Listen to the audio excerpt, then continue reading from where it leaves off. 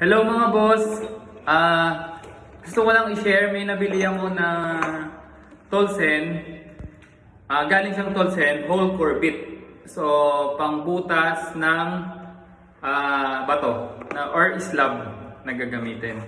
So, kagandahan dito sa pangbutas na to, hindi na madidistract yung paligid niya or magigiba yung paligid niya lalo na pagbato. Magiging sakto lang yung butas niya.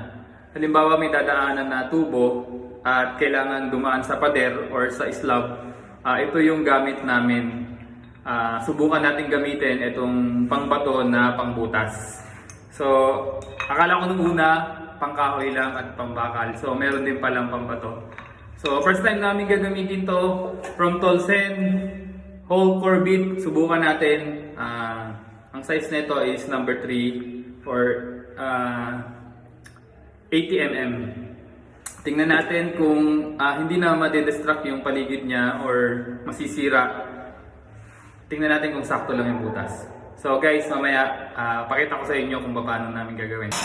So yun guys, inumpisahan na namin and then kumita nyo may mga guhit dyan dadaan yung tubo at dun sa taas yung butas. Ayun, lalim na ako. Sakto, hindi nasira yung paligid niya. So ayan guys, ganito yung magiging finish nung whole core bit. So hindi na masisira yung paligid ng pader. Ayan.